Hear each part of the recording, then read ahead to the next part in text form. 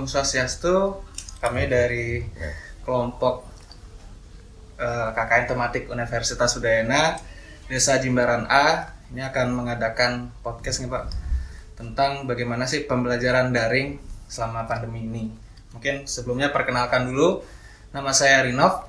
Saya selaku koordinator desa kelompok Desa Jimbaran A, dan di sini sudah di samping saya bersama Bapak Imadi Antara selaku Kepala Sekolah SMP Negeri 1 Kuta Selatan. Mungkin gimana kabarnya Pak hari ini? Baik. Ya.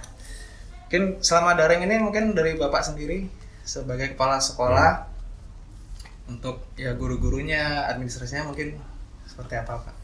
Ya, pertama terima kasih kepada adik-adik KKN dari UNUD ya telah memilih sekolah kami untuk KKN-nya di sini. Jadi kehadiran adik-adik tentu sangat membantu keberadaan kami di SMP ini.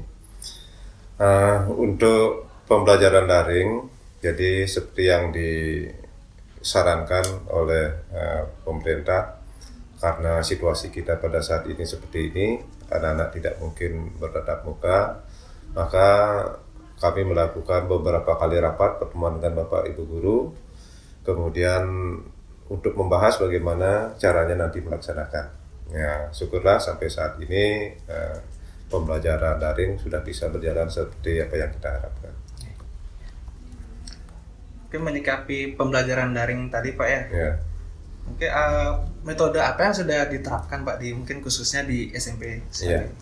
Ada beberapa metode. Yang pertama itu mungkin di awal-awal guru, karena juga kelabakan begitu, tidak semua guru menguasai teknologi itu, anak-anak dikumpulkan, digolongkan dalam kelas-kelas, ada grup-grup di WA, dari sanalah disampaikan materi-materi yang harus dipelajari.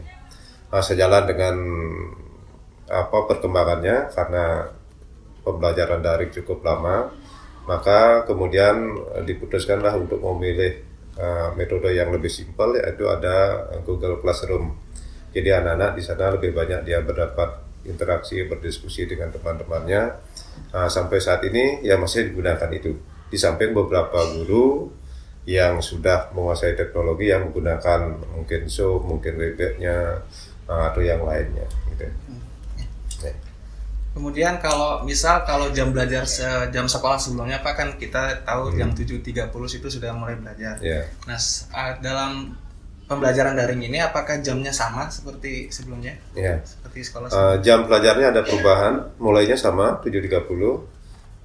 Kalau pembelajaran biasa itu kan mendapat 3 sampai 4 pelajaran. Untuk ini karena daring sekarang kami hanya memberikan 2 mata pelajaran saja. Jadi itu jam 7 sampai 7.30 sampai pukul 9, kemudian pukul 10 sampai pukul 12. Jadi karena belajar daring kan lebih sulit dari belajar tatap muka. Itu anak-anak biar tidak stres, dia dapat waktu lebih banyak di rumah. Gitu. Kemudian kalau kembali lagi, apakah mungkin kepada siswanya itu sendiri Pak, apakah ada kendala terhadap sebelumnya kan pembelajaran ini tatap muka kemudian dialihkan menjadi pembelajaran daring. Ya. Nah, mungkin dari siswa-siswa di sini apakah ada kendala? Gitu? Ya.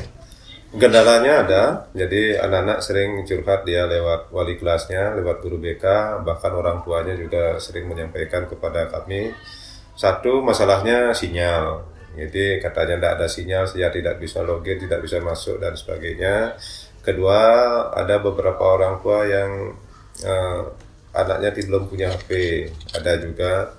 Kemudian ada yang belum punya paket internet, jadi mungkin karena lama ya paket internetnya habis, apalagi situasi seperti ini orang tua tidak bekerja dan sebagainya, jadi dia keberatan di paketnya. Kemudian banyak anak-anak yang mungkin bangun dia pagi, kemudian buka sebentar, kemudian tidak mau mempelajarinya. Jadi tugasnya yang disuruh oleh Bapak Ibu Guru itu banyak yang tidak dikirim. Jadi dia tidak belajarlah intinya, dia hanya buka saja, mungkin dia sudah bosan untuk melihat, membaca dan sebagainya, sehingga tugasnya sampai tertunda. Itu masalah. Oke, mungkin tadi di samping siswa yang mengalami kendala, kalau untuk Bapak Ibu gurunya yang di sini mungkin kendalanya. Ya, guru mungkin hanya waktunya banyak diganggu. Bahkan sampai jam 12 malam bagi anak yang aktif itu tetap dia chat lewat WA dan sebagainya, bertanya dan sebagainya. Nah, terus memeriksa tugasnya kan juga tidak bisa seperti jam pelajaran, periksa di kelas atau di sekolah aja sebentar. Nah, itu harus diperiksa sampai larut malam dan sebagainya. Karena kita harus juga memberikan feedback kepada anak. Jadi umpan balik kepada anak, sehingga kelihatan tugasnya yang dikirim sudah diperiksa, sudah dilihat oleh guru dan sebagainya. Gitu. Dan sebelumnya kan kami juga mengadakan kuesioner Pak melalui Google Form kepada orang tua mengenai pembelajaran daring ini. Nah, dari hasil survei itu dari orang tua siswa ini, respondennya terdapat 32,6% ini mengeluhkan jaringan internet Pak. Kemudian ada paket data, kuota dan sebagainya. Mungkin apakah ada Pak kebijakan pemerintah dari pusat maupun daerah yang akan memberikan bantuan kuota internet selama diterapkannya proses pembelajaran daring?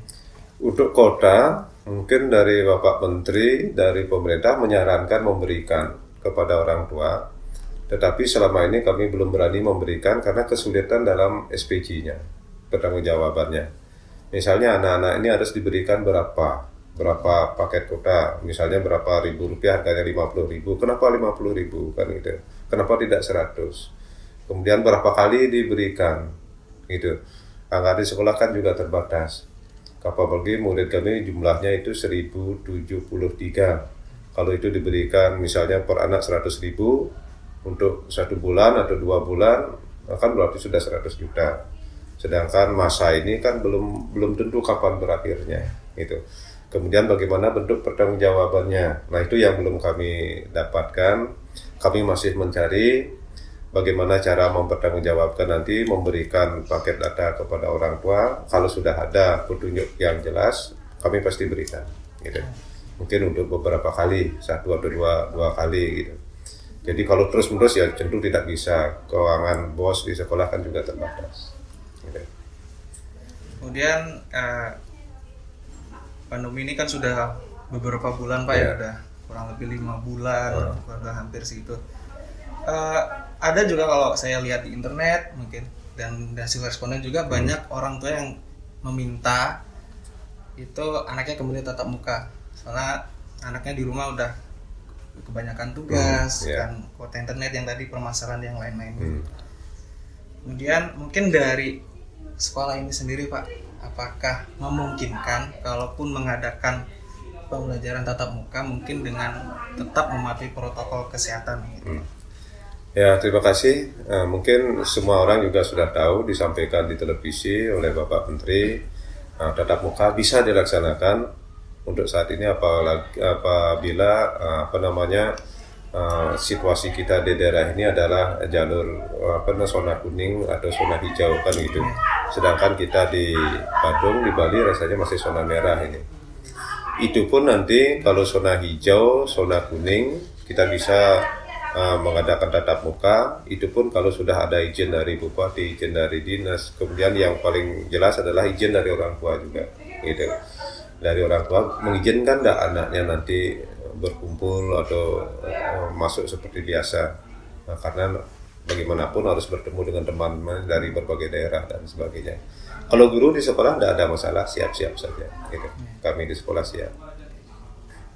Mungkin Bapak sebagai kepala sekolah SMP Negeri 1 Kuta Selatan ini mungkin apakah ada pesan-pesan buat siswa-siswanya terkait dengan pembelajaran daring ini, mungkin meningkatkan antusiasmenya, itu mungkin Bapak bisa sampaikan. Untuk anak-anak mungkin sudah sering dia sampaikan lewat WA juga, sampaikan oleh wali kelasnya kepada anak-anak seluruh anak. Tentunya Bapak mengharapkan tetap belajar di rumah, tetap jaga kesehatan, ikuti protokol kesehatan, karena pada saat ini yang paling penting itu adalah menjaga kesehatan kita sendiri. Kalau sudah protokol kesehatan kita lakukan, di samping kita menjaga diri kita sendiri juga menjaga orang lain. Katakanlah misalnya selalu pakai masker, itu untuk kita sendiri, kemudian kita juga tidak menularkan pada orang lain. Nah, walaupun situasinya seperti ini, keadaannya silakan belajar dengan baik di rumah. walaupun belajar secara daring itu tentu lebih sulit daripada belajar tatap muka. Kalau tatap muka kan masih ada penjelasan guru. Kalau belum mengerti mungkin disampaikan oleh guru sehingga sebentar lagi bisa dipahami. Tidak bisa mengerjakan, bertanya pada guru, dikasih contohnya bisa mengerjakan. Kalau dengan daring kan harus membaca sendiri, memahami sendiri. Kemudian walaupun bertanya mungkin tidak sebebas ketika tatap muka. Nah, oleh karena itu silakan dengan semangat yang kuat untuk menuntut ilmu, bacalah bukunya, belajarlah dengan baik, jangan merepotkan orang tua. Karena selama ini yang ada adalah orang tuanya yang direpotkan. Tidak tahu sedikit saja ditanya orang tuanya. Orang tuanya jangan tidak semua juga guru. Mungkin dia masih bekerja bidang yang lain sehingga tidak bisa memberikan melatih anaknya seperti apa yang diharapkan.